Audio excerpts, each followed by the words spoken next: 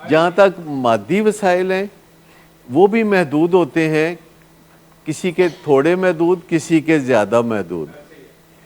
کوئی اپنے بچے کو مرسیڈیز لے کے دے سکتا ہے لیکن ہیلی کاپٹر لے کے نہیں دے سکتا، جو ہیلی کاپٹر لے کے دے سکتا ہے وہ ہوائی جہاز نہیں لے کے دے سکتا۔ تو کبھی بھی والدین کے جو مٹیریل ریسورسز ہیں وہ ان لمیٹڈ نہیں ہوتے۔ یہ وسائل تو آپ نے خود ہی اب بتایا کہ ہمیں کتنی آسانی سے گلٹی کر کے کہ تسی ساڈے لئی کیتا ہی کی ہے، لویسٹ ایپ پہ لے جاتے ہیں کہ اسی اپنے آپ کو سارا ہی نچوڑ دیتا ہے، جس طرح وہ گنے کو نہیں نچوڑتے کہ ادھر سے گزارا تو بڑا رس نکلتا ہے، پھر ادھر سے واپس گزارا پھر رس نکلتا ہے، ادھر سے پھر واپس نکالا، اخیر میں جگ تو سوا کچھ نہیں بچتا۔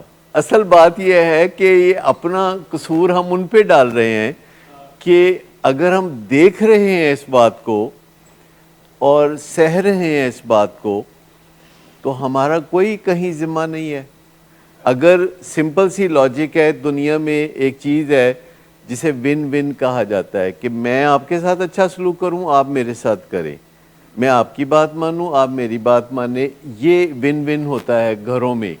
لیکن ایک بندہ آپ کی کوئی بات نہیں مانتا گھر کے اندر، گھر کا کوئی فرد، میں نشے کے مریض کی بات نہیں کر رہا، I'm talking about everybody، کہ گھروں میں یہ عام بات ہے کہ ایک بندہ منندہ ٹھیکہ لے کے بیٹھا ہے تو ایک بندہ مناندہ ٹھیکہ لے کے بیٹھا ہے، اور جڑا منن والا ہے وہ اپنی عظمت دے گن گا رہا ہے کہ میں عظیم انسان ہوں، کتنا میں ماننے والا ہوں، وہ عظمت کے گن گا رہا ہے، اور دوسرے کو پرواہ تک نہیں اس کی جوتی کو، وہ اپنے جو بھی ڈیمانڈز ہیں، جو تقاضے ہیں وہ پورے کر رہا ہوتا ہے اور وہ زور لگا رہا ہوتا ہے۔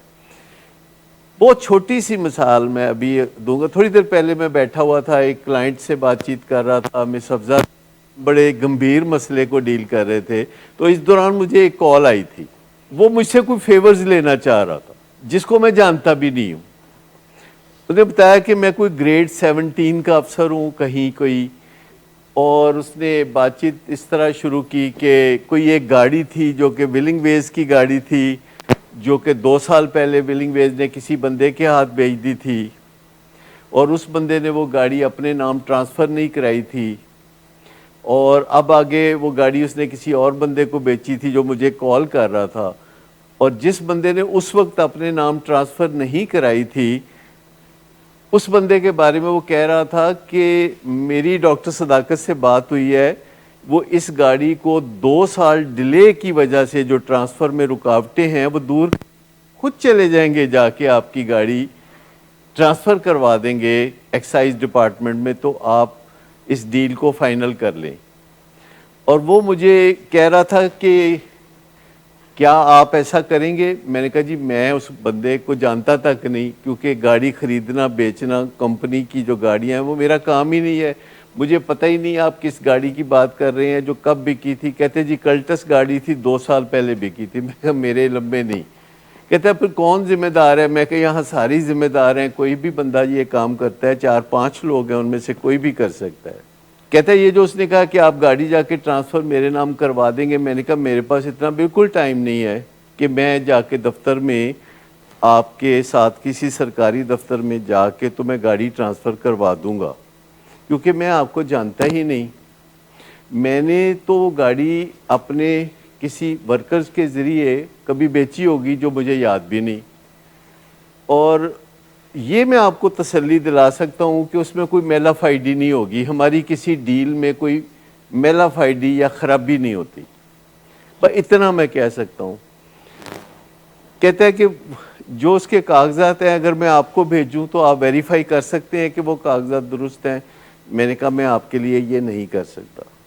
کہتے ہیں آپ کسی اجنبی کے لیے کوئی کام نہیں کر سکتے؟ میں کہا میں کسی ایسے بندے کے لیے کوئی حامی نہیں بھر سکتا جس کو میں جانتا نہیں ہوں، کسی ایسے بندے کے لیے میں کوئی حامی بھرنے کے لیے تیار نہیں ہوں جس کی میں شکل سے واقف نہیں، جس کا میری زندگی میں کوئی عمل دخل نہیں، جس کا میرے اوپر کوئی حق دعویٰ نہیں۔ لیکن جن لوگوں کا میری زندگی کے ساتھ تعلق ہے، جن کا میرے ساتھ لین دین ہے، جن کا میرے ساتھ کوئی رشتہ ہے، ان کے ساتھ میں ون ون کرتا ہوں، کہ اگر وہ میرے لیے کچھ کرتے ہیں تو میں ان کے لیے کچھ کرتا ہوں.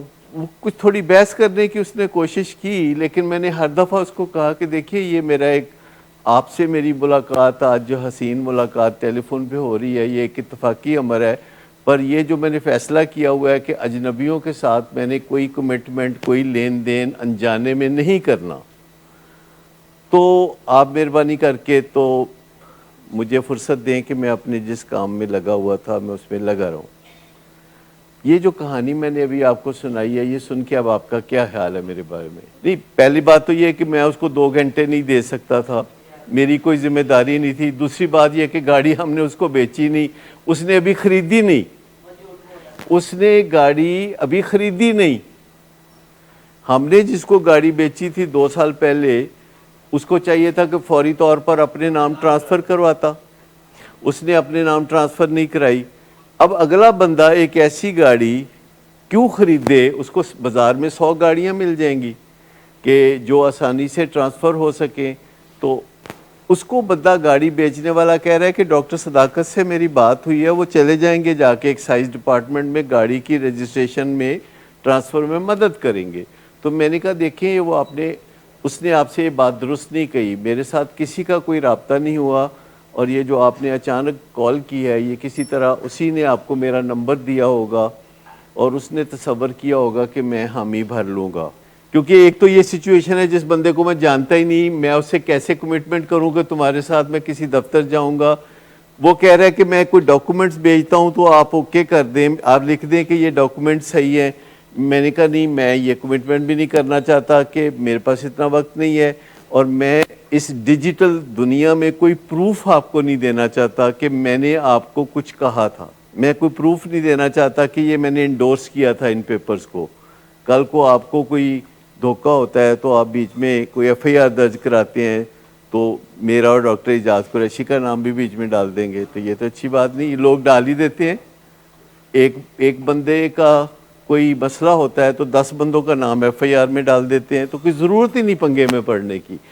اب میں نے کہا کہ اگر کوئی بالکل ایگزیکٹلی آپ کی فیملی کا بندہ ہو, آپ کے گھر کا بیٹا ہو, آپ کا بھائی ہو, آپ کی بیوی ہو, خامد ہو, تو اس کے ساتھ کیا کریں گے آپ؟ انہوں نے کہا کہ ایگزیکٹ اپوزٹ, جس کا مطلب ہے آؤٹ آف یور وے جا کے تو آپ ان کے لیے کچھ کریں. صرف سمجھانے کی کوشش کر رہا ہوں کہ اگر وہ آپ کا لوڈ ون ہے تو اس کا حق بنتا ہے کہ آپ کو کھپائے. کیونکہ پہلے میں نے کہا ہے کہ جو بندہ آپ کو جانتا تک نہیں یا جسے آپ نہیں جانتے, آپ اسے کہتے کہ بھائی تم مجھے کھپانے کی کوئی کوشش نہ کرو, میں نے تمہارے لیے بالکل نہیں کھپنا. اس کے دوسری طرف میں کہتا ہوں کہ اگر آپ کے گھر کا کوئی بندہ ہو تو آپ نے کہا کہ ایگزیکٹلی اپوزٹ, اگر کوئی آپ کے لیے کچھ کرتا ہے تو آپ اس کے لیے کریں, اگر آپ کے لیے اچھا کرتا ہے تو آپ اس کے لیے اچھا کریں, اگر آپ کو مٹھائی کھلاتا ہے تو آپ اس کو مٹھائی کھلا دیں, اگر وہ آپ کو سموسے کھلاتا ہے تو آپ اس کو سموسے کھلا دیں. ٹھیک, تو اگر کوئی آپ کی بات مانتا ہے تو آپ اس کی بات مانیں, اگر کوئی مسکراتا ہے تو آپ بھی مسکرائیں. ٹھیک ہے, اگر کوئی آگے بڑھتا ہے تو آپ اسے گلے لگائیں, اگر کوئی دھکا دیتا ہے تو آپ پیچھے ہٹ جائیں. اور معاشرے میں عام رواج ہے کہ گاڑی لوگ بیچ دیتے ہیں تو ٹرانسفر نہیں کراتے, 4 سال نہیں کراتے, جبکہ گاڑی بیچنے والے کا بھی فرض ہے کہ وہ ٹرانسفر کرانے پہ زور دے, اور گاڑی خریدنے والے کا بھی فرض ہے کہ وہ اپنے نام ٹرانسفر کرائے. That is beside the point. لیکن سوال ہے کہ ایک بندے کا میں واقف ہی نہیں ہوں, تو میں نے کہا کہ میرے پاس ایک واقف بیٹھا ہے جس کا میں مسئلہ حل کرنے کے لیے انڈر اوبلیگیشن ہوں, اور میں اس کو کانسٹنٹلی توجہ دینا چاہ رہا ہوں, اور بیچ میں ایک بندہ ہے جو 2 منٹ 3 منٹ کے نام پہ 10-15 منٹ ضائع کرنا چاہتا ہے, اور مجھے سیشن ہال میں آ کے بات بھی کرنی ہے. تو میں اسے اخیر میں اس نے مجھے اسٹریٹ کویشچن کیا, کہتے ہیں جسے آپ جانتے نہیں آپ اس کی کبھی مدد نہیں کرتے. میں کہا جی, مسئلہ یہ ہے کہ میرا اصول ہے, میں آپ کو بتاؤں کہ کوئی کال ہو سکتی ہے جس میں میرے متعلقہ کال ہو کہ میرا ایک بچہ ہے جو کہ شام سے پہلے خودکشی کرنا چاہتا ہے, اور میں آپ سے اس بارے میں بات کرنا چاہتا ہوں. تو جب میں بھی جب کال پک کرتا ہوں تو میں اپنے کلائنٹ سے اجازت لے لیتا ہوں کہ میں ایک کال لے سکتا ہوں, کال میں ہمیشہ پک کرتا ہوں، چاہے میں پک کر کے یہ کہہ دوں کہ ارجنٹ نہیں ہے تو بعد میں کال کر لیجئے گا، میں سو رہا ہوں، پر میں کال پک کرتا ہوں. میرا کال پک کرنے کی ریشو جو ہے 99.9% ہے. جب کال پک کرتا ہوں تو میں 30 سیکنڈ کے اندر اندر اس کو لپیٹ بھی دیتا ہوں. جس کو میں جانتا ہوں، جو میرا بیٹا ہے، جو میری بیٹی ہے، جو میری وائف ہے، جو میرا بھائی ہے، اس کے ساتھ کیا کروں، تو میں اس کے ساتھ کیا کروں، اس کے بارے میں کنسرنڈ ہوں کہ میں اس کے ساتھ کیا کروں کہ جو میرا اپنا ہے. دیکھیے پہلی بات یہ ہے کہ ایجوکیشن ہو رہی ہے، اور میں صرف آپ کو بتانا یہ چاہتا ہوں کہ بات میں نے وہاں سے شروع کی جہاں ایک ٹوٹل اجنبی کوئی گریڈ 17 کا افسر مجھے کہہ رہا ہے کہ جی اس معاملے میں ملوث ہو جائیں جس میں ملوث مجھے نہیں ہونا چاہیے، ٹھیک، اور وہ تھرو پراپر میرے ساتھ بات کرنے کا حق اس بندے کا تھا کہ جس نے گاڑی خریدی تھی. اس نے کہا جی غلطی ہو گئی، میں تہاڈے کولوں گڈی خریدی سی تے میں وہ ٹرانسفر نہیں سی کرائی تے کین یو ہیلپ می. تو میں اس کو کہتا کہ جس بندے نے بھی یہ ٹرانزیکشن میں حصہ لیا تھا اس کا نام پتہ ہے آپ کو، میں آپ کو اس سے رابطہ کرا دیتا ہوں، اس کو کہتا ہوں کہ آپ کو کال کر لے. ٹھیک ہو گیا. اب آئیے، انہوں نے کہا کہ اگر کوئی فیملی ممبر ہو تو آپ کا بیہیویئر ایگزیکٹلی اپوزٹ ہونا چاہیے، ارسپیکٹو آف دی فیکٹ کہ فیملی ممبر کا رویہ میرے ساتھ کیسا ہے. یہ کہنا چاہ رہے ہیں نا کہ فیملی ممبر کا رویہ میرے ساتھ جیسا بھی ہوا مجھے صدقے واری جاتے رہنا چاہیے. اگر فیملی ممبر کا رویہ میرے ساتھ اچھا ہے تو میرا رویہ اس کے ساتھ اچھا ہونا چاہیے. اگر فیملی ممبر میری پرواہ کرتا ہے تو مجھے اس کی پرواہ کرنی چاہیے. اگر وہ میرے دکھ درد میں شریک ہوتا ہے تو مجھے اس کے دکھ درد میں شریک ہونا چاہیے. اگر اس کا رشتہ تابع داری کا ہے اور وہ تابع داری کرتا ہے تو مجھے اس کے لیے بہت کوششیں کرنی چاہیے کہ اس کی زندگی بن جائے. لیکن اگر میرا رشتہ اس کے ساتھ یہ ہے کہ وہ میری تابع داری کرے اور وہ نہیں کرتا تو اس کا مطلب یہ ہے کہ مجھے بھی اس کے لیے ہلکان ہونے کی ضرورت نہیں، پریشان ہونے کی ضرورت نہیں ہے. کبھی آپ نے ذائچے کے بارے میں سنا؟ کیا ہوتا ہے ذائچہ؟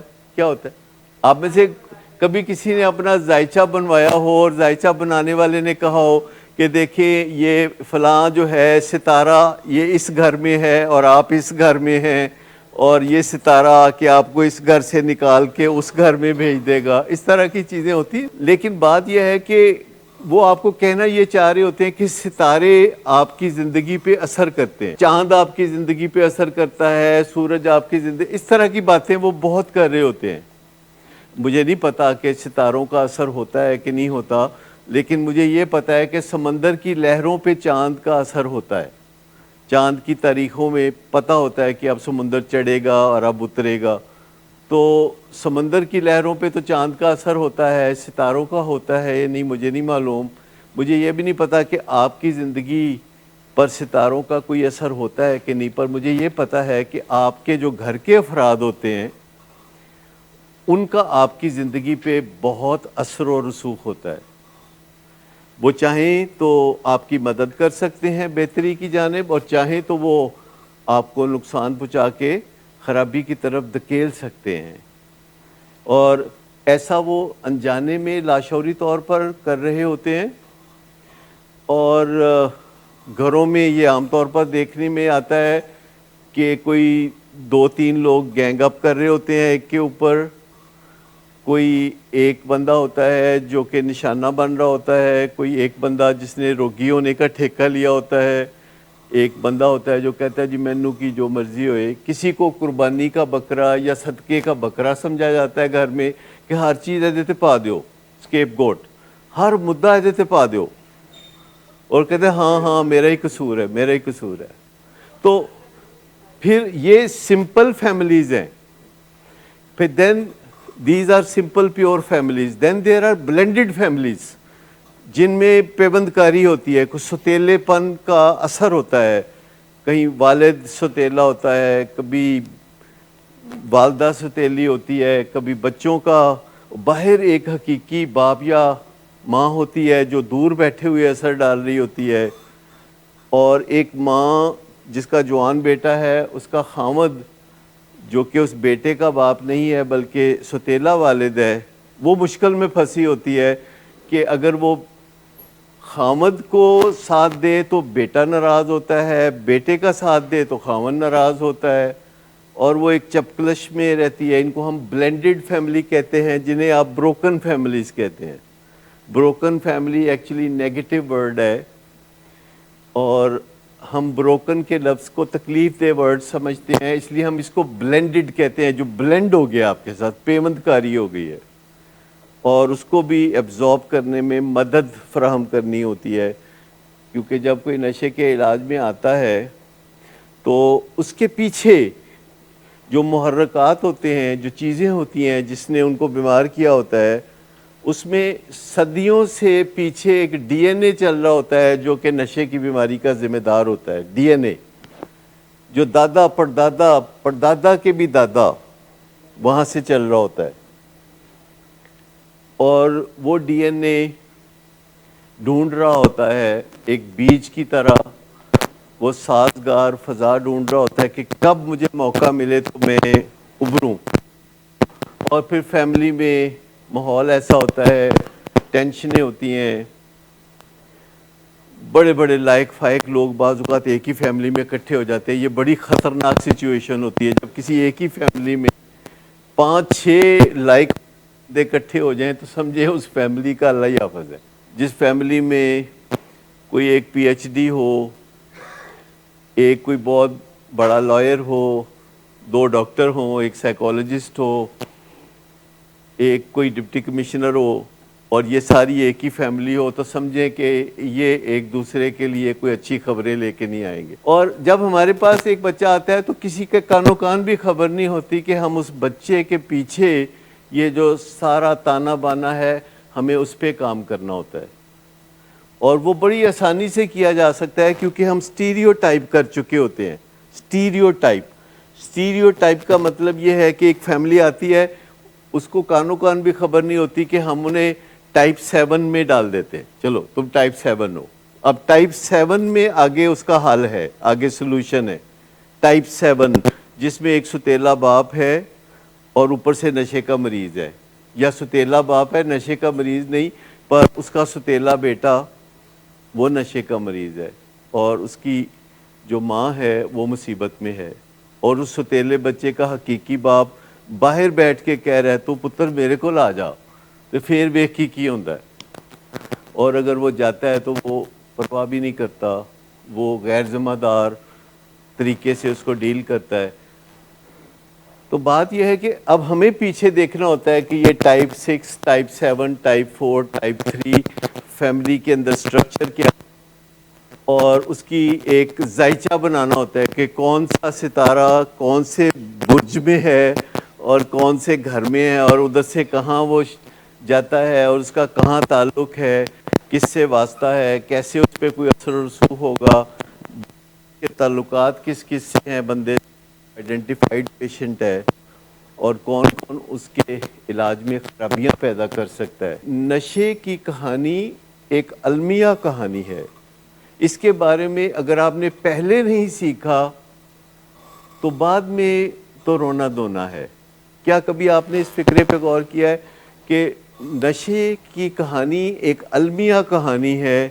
اگر ہمارا بچہ نشے میں پڑ جاتا ہے تو وہ کہاں کہاں سے گزرتا ہے، وہ کس طرح گھر کے ماحول کو فساد زدہ کرتا ہے، ارتھ کویک آتے ہیں گھر میں، کس طرح وہ جھوٹ کا سہارا لے کے جرائم کی دنیا میں قدم رکھتا ہے، کبھی کبھی پولیس پکڑتی ہے، کبھی قرضے والے آتے ہیں، اور کس طرح ہم انیبلنگ پرووکنگ کرتے ہیں، کس طرح ہم اس کی ذمہ داریاں خود اٹھا لیتے ہیں، اور اخیر میں ایک دن بعض اوقات وہ ہوم لیس ہو جاتا ہے، وہ گھر سے چلا جاتا ہے، اسے گھر میں رہنا بارے میں نہیں ہوتا، وہ گھر سے چلا جاتا ہے اور نشہ کرنے کے علاوہ نشہ بیچنے کا دھندا کرنے لگتا ہے. اور یہ ساری باتیں ہر روز دنیا میں ری ہیبس والے دیکھ رہے ہوتے ہیں اور گھر والوں کو بتانے کی کوشش کر رہے ہوتے ہیں، اور گھر والے سن رہے ہوتے ہیں، اور ان کے چہرے پہ تاثر ہوتا ہے کہ ہمیں پتہ ہے سب کچھ، ہمیں پتہ ہے، ہمیں مت بتائیں، ہمیں پتہ ہے. اور کبھی بھی کسی کو شروع میں جب کوئی بات بتائی جاتی ہے کہتے ہیں ہمیں سب سے زیادہ پتہ ہے، یہ ہمارا بچہ ہے، اس کے بارے میں ہمیں زیادہ پتہ ہے.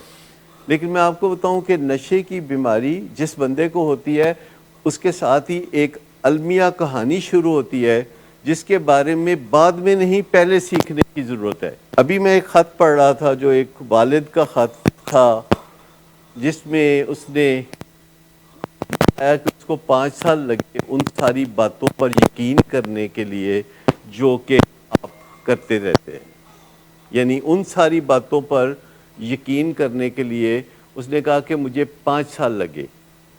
5 سال میں میرے بچے کی کہانی میں وہ ساری چیزیں 1 بائی 1 ہو گزریں، وہ کہاں کہاں سے گزر گیا۔ آپ پہلے کہتے تھے تو ہم کہتے تھے کہ نہیں ایسا نہیں ہو سکتا ہمارے ساتھ، ایسا نہیں ہو سکتا ہمارے ساتھ۔ اس نے کہا کہ آخر کار ایسا ہی ہوا۔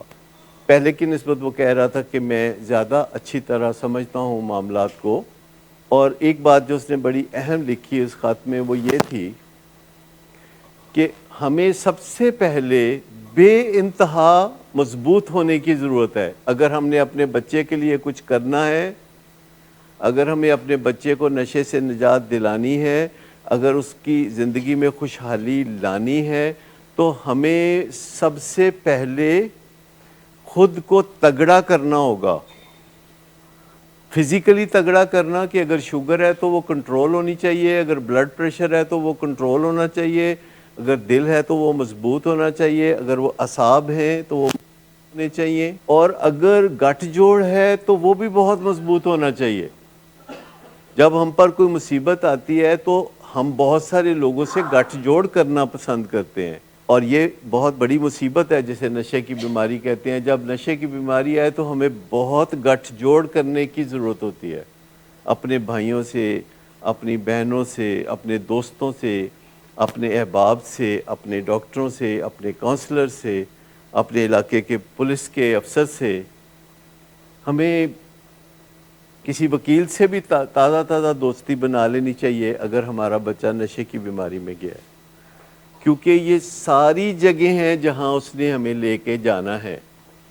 لیکن میں آپ کو بتاؤں کہ وہی کہانی جو بعد میں ہمیں سیکھنے کا موقع دیتی ہے، وہی کہانی اگر ہمیں شروع میں سیکھنے کا موقع دے دے تو ہو سکتا ہے کہانی میں لذت نہ رہے، لیکن آپ نقصانوں سے بچ جائیں گے۔ پہلے بتا دیا جائے کہ اس کہانی میں یہ موڑ آتے ہیں، کہانی میں شاید کوئی لذت نہ رہے، لیکن آپ کے بچے کی زندگی بچ جائے گی۔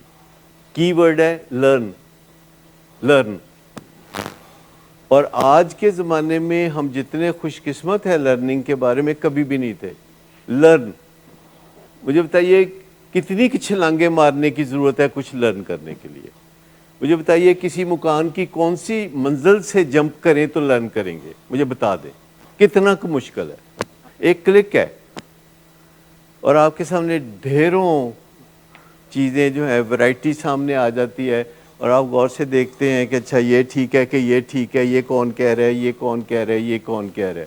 جسٹ ود ان 1 آور آپ کو پتہ چل جائے گا کہ کس موقع پہ کیا کرنا ہے۔ آج کی زندگی میں کتنی خوش نصیبی ہے کہ آپ کو کوئی بھی مسئلہ درپیش ابھی ہونے والا ہے تو آپ کو سمجھ نہیں لگ رہی کہ کیا کروں میں، میرے پاس کیا آپشنز ہیں، سمجھ نہیں لگ رہی میرے پاس کیا آپشنز ہیں، تو پھر گوگل پہ جائیں کہ یہ سچویشن ہے، میرے پاس کیا آپشنز ہیں۔ جو آپ پوچھیں گے وہ جواب دے دے گا، وہ جذباتی نہیں ہے۔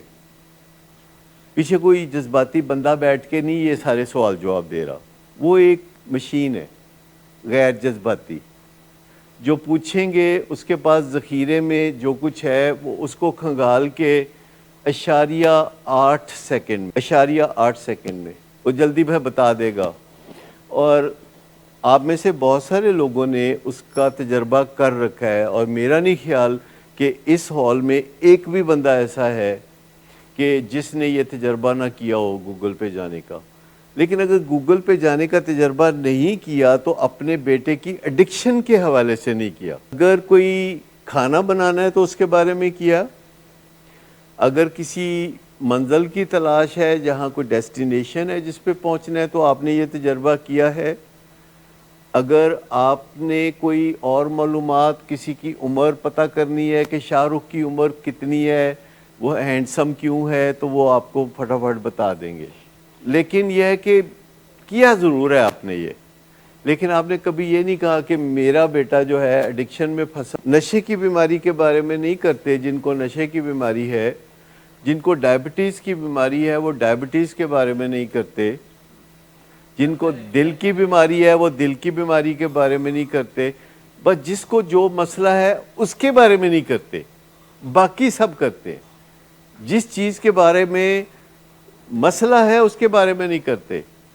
آپ کو پتہ ہے کہ وہ ایسا کیوں ہے؟ دیکھیے, آپ نے لیور فنکشن ٹیسٹ کرائے ہوں گے 6 منتھس میں ایک دفعہ. کبھی ڈینٹل سرجن کو دکھایا ہوگا سال میں ایک دفعہ. ہر دوسرے مہینے ڈینٹل سرجن کے پاس بھی پہنچے ہوتے ہیں. کڈنی فنکشن ٹیسٹ بھی کرائے ہوں گے کبھی نہ کبھی. دل کا ECG وغیرہ بھی کبھی کرایا ہوگا. بلڈ شوگر بھی کرائی ہوگی. دماغی معائنہ کرایا کبھی؟ نہیں کرایا نا. میں نے کرایا ہے. میں نے پچھلے 13 سال میں 6 دفعہ کرایا. اور میں ویسے بلڈ شوگر وغیرہ تو ہر 3 مہینے بعد کراتا ہوں. دماغی معائنہ میں ہر 3 سال بعد کرا لیتا ہوں. یہی جو جس طریقے سے لیب میں بلڈ ٹیسٹ ہوتا ہے, ECG ہوتی ہے, اسی طرح MRI ہوتے ہیں, CT اسکین ہوتے ہیں, برین فنکشنز کو دیکھا جاتا ہے. اور یہ سارے کام جو ہیں پتہ چل جاتے ہیں کہ دماغ کا کون سا حصہ کام کرتا ہے, کون سا حصہ کام نہیں کرتا. دماغ کی گروتھ لڑکوں میں 28 سال میں مکمل ہوتی ہے, لڑکیوں میں 25 سال میں مکمل ہو جاتی ہے. لڑکیاں پہلے گروتھ مکمل کر لیتی ہیں دماغ کی, لڑکے بعد میں. لیکن جو انٹیلیجنس ہے وہ انسان کا ابتدائی سرمایہ ہے جس سے وہ دنیا میں کامیابی حاصل کرتا ہے. اور انٹیلیجنس آہستہ آہستہ وزڈم میں بدلتی چلی جاتی ہے. یہ جو ہماری انرجی ہوتی ہے یہ 37 سال کی عمر میں ڈکلائن کرنا شروع ہو جاتی ہے, لیکن ہماری جو انٹیلیجنس ہے وہ کانسٹنٹ رہتی ہے. ہماری جو وزڈم ہے وہ بڑھتی رہتی ہے, اور آخر کار ہم اپنی وزڈم کی طرف زیادہ رجوع کریں تو زیادہ اچھا ہے. کیونکہ ہارڈ ورک 37 سال کی عمر کے بعد آہستہ آہستہ کم کرنا چاہیے, سمارٹ ورک 37 سال کی عمر کے بعد ذرا زیادہ کرنا چاہیے. لیکن وہ میں اکثر کہتا ہوں کہ یہ برین کوئی ستیلا آرگن ہے. آپ کا کیا حال ہے؟ یہ برین کے بارے میں جو ہمارا ایٹیچیوڈ ہے یہ کوئی ستیلے پن کا اظہار نہیں کرتا. مطلب ہم اکثر کہہ دیتے ہیں کہ معدہ خراب لگتا ہے, اس میں ڈکار آ رہے ہیں, یا کچھ اس طرح کی باتیں کرتے ہیں, دل دھڑکتا ہے, پینک اٹیک ہوتا ہے. کبھی ہم اپنے برین میں کے بارے میں کچھ نہیں کہتے کہ مجھے اپنے برین میں کوئی خلل لگتا ہے. یہ دوسرے کہتے رہتے ہیں, بہت مہربانی ان کی, دوسرے ضرور کہتے رہتے ہیں کہ اپنے پائی دماغ دا علاج کرا. تو یہ جو شیم اٹیچڈ ہے برین کی کیئر کے بارے میں, برین کی نگہداشت کے بارے میں, یہ جو شیم اٹیچڈ ہے اس میں کس کا نقصان ہے؟ اس شیم کا. یہ جو برین کے ساتھ جو شیم اٹیچڈ ہے اپنا نقصان ہے نا.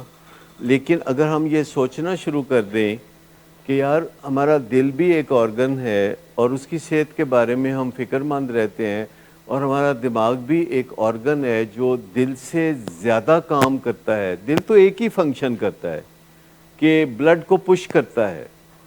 ہزاروں میل لمبی خون کی نالیوں میں وہ زور لگا کے بلڈ کو پش کر رہا ہوتا ہے. ایک سمپل کام ہے اس کا. لیکن دماغ کے تو کام ہی بہت ہیں. وہ تو اندر کا سارا نظام چلا رہا ہوتا ہے, اور ہماری جو فنکشننگ ہے ایگزیکٹو کے طور پر اس میں مدد کر رہا ہوتا ہے, ورکنگ میموری رکھ کے, پورا ریکارڈ رکھ کے. اور دماغ کے تو ایونیوز ہی بڑے وسیع ہیں. اور آپ جسٹ امیجن کہ اس کے بارے میں پیپل آر ہشڈ اپ. وہ پوچھتے رہتے ہیں کہ جی وہ مسلز کے لیے کون سے وٹامن چاہیے, یا اور کوئی چھوٹی موٹی سر درد ہو تو کیا کرنی ہے.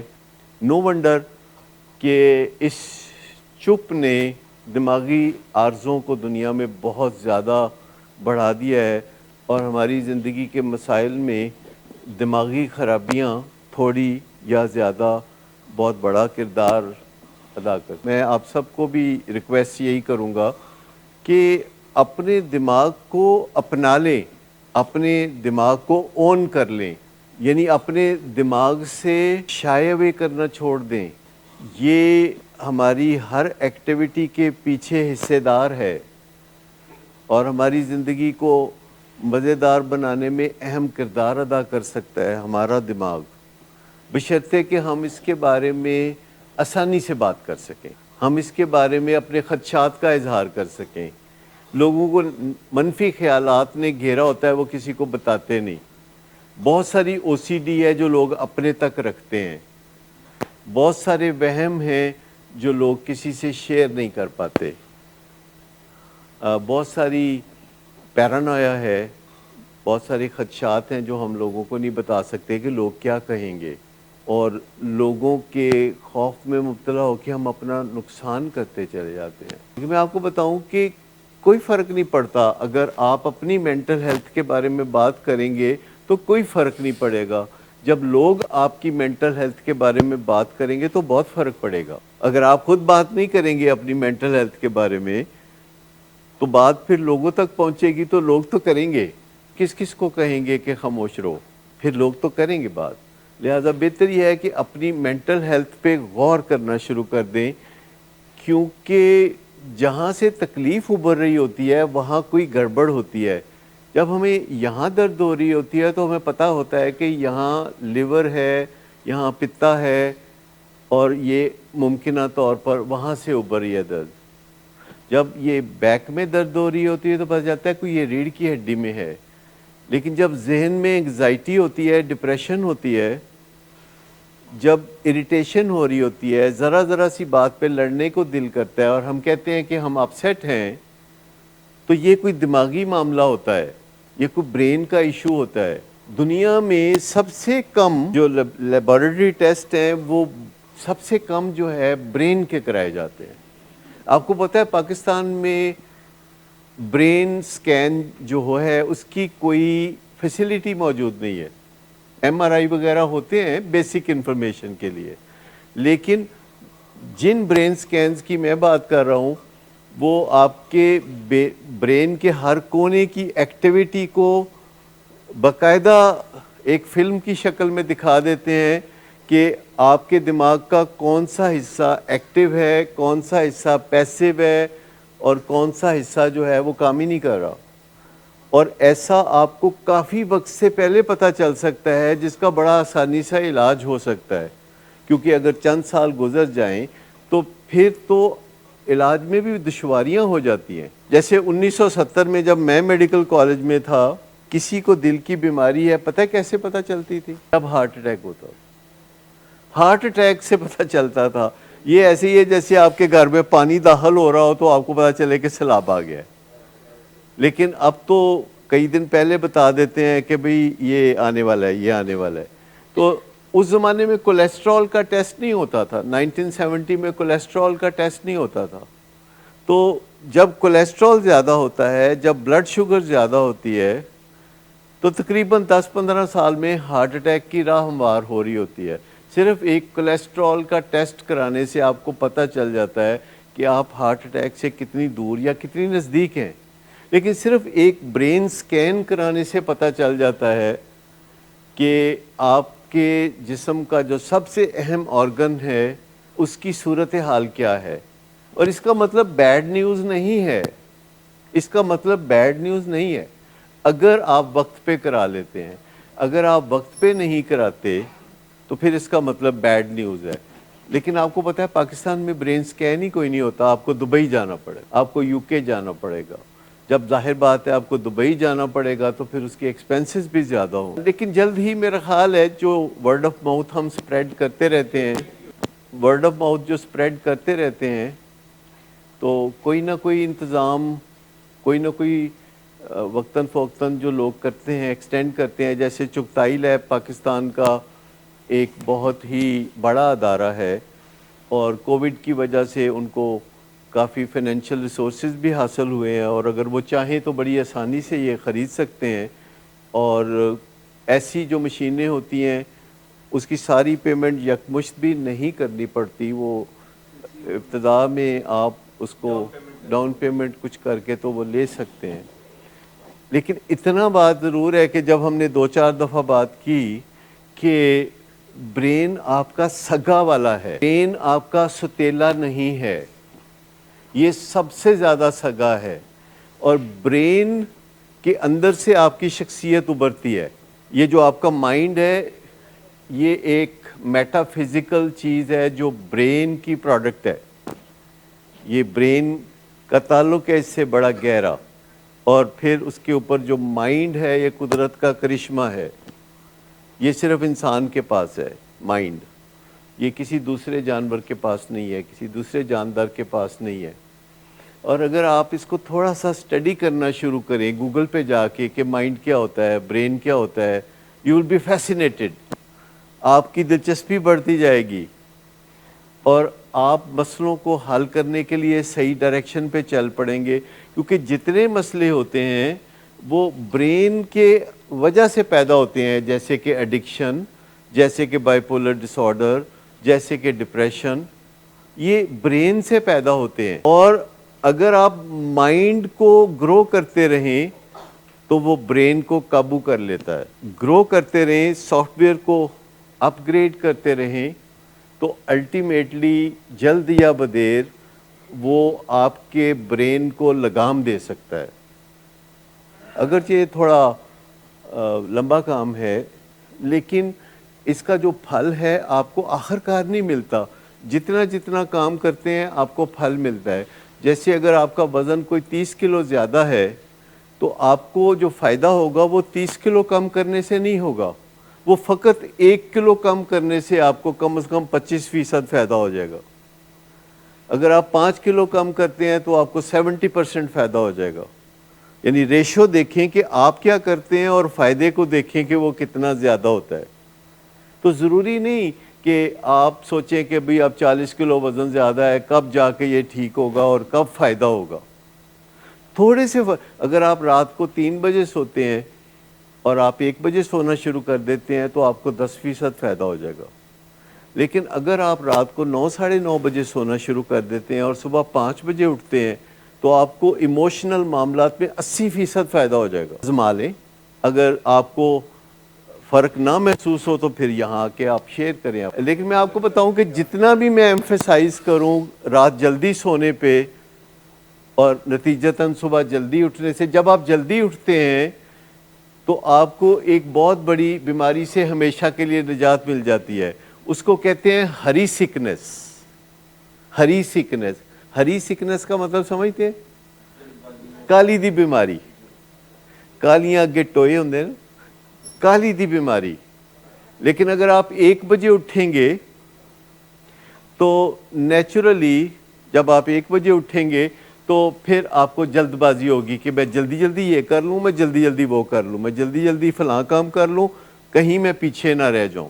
لیکن ہری سکنس جو ہے، جو کہ ٹائپ اے کی نشانی کہی جاتی ہے، جس سے کہ دل کے دورے پڑتے ہیں، یہ اس سے آپ جتنا بھی بچیں، دا سینس آف ہرینس، اگر آپ کو لگتا ہے جلدی ایئرپورٹ پہنچنا ہے، آپ کو کبھی نہیں لگنا چاہیے کہ جلدی ایئرپورٹ پہنچنا ہے، آپ کو ویل ان ٹائم 11th آور کی بجائے 7th آور پہ نکلنا چاہیے تاکہ آپ ایئرپورٹ کو جا کے انجوائے کر سکیں۔ جو بھی معاملہ ہے ہرینس کے ساتھ مت کریں۔ ابھی 2-4 دن پہلے میں چونکہ دوپہر کو تھوڑا سوتا ہوں تو میں نے کسی گھر میں ملازم کو کہا کہ مجھے آپ نے 3:45 بجے جگا دینا ہے۔ کچھ مجھے نیند کی ضرورت تھی تو میں کوئی 1:30-2 بجے سویا، اور میں نے کہا کہ مجھے آپ نے 3:45 بجے جگا دینا ہے، تو اس نے مجھے 4:25 پہ جگایا۔ تو اب میرے لیے ممکن تھا کہ میں 10-15 منٹ میں بھاگ دوڑ کر کے تو یہاں پہنچوں اور سیشن میں آ کے تو اپنی بات چیت کروں، اور میں اس کو کبھی مس نہیں کرتا۔ میں اپنے کراچی، اسلام آباد کا پروگرام یا کوئی بھی پروگرام بناتا ہوں تو یہ جو میری اسٹیج پہ ڈیوٹی ہے اس کو مد نظر رکھ کے بناتا ہوں۔ لیکن میں نے کہا کہ نہیں، اب یہ جو ہونا تھا وہ ہو گیا ہے، اور اب بھاگ دوڑ کر کے جا کے میں اسٹیج پہ بات بھی کروں گا تو وہ ہریڈنس کی وجہ سے کوالٹی کی بات چیت نہیں ہوگی۔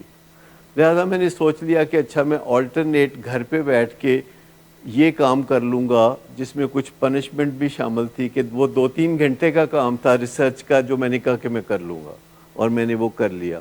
تو میں آپ کو ہمیشہ تجربے کی بات یہ بتاتا ہوں کہ یہ جو ہریڈنس ہے، یہ جو لگتا ہے کہ جلدی سے کوئی کام کسی طرح کر لیں، اس کو اوائڈ کرنے کے لیے 7th آور پہ ارلی آن سٹارٹ ہوں چیزوں میں، اور پھر آہستہ آہستہ آپ اسے انجام دیں اور اس کے ہر حصے کو انجوائے کریں۔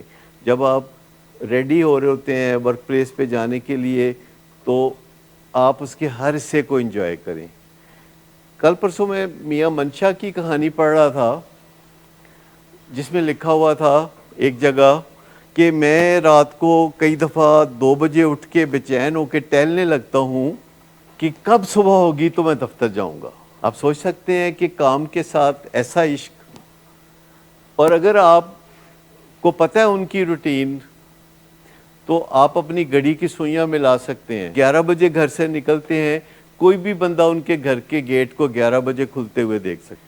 اس طرح اور بھی بہت سارے لوگ جو کہ پاکستان کی معیشت کی ریڑھ کی ہڈی کا کام کرتے ہیں، ان سب کی یہ عادتیں ہیں کہ کس طرح وہ اپنے کام سے لگن رکھتے ہیں، اس سے حقیقی محبت کرتے ہیں، اس سے پلیئر محسوس کرتے ہیں، اور رات ہونے پر انتظار کرتے ہیں کہ صبح جلدی سے ہو جائے تو میں اپنے کام پہ جا کے تو میں اپنے حصے کا جو فریضہ ہے وہ انجام دوں۔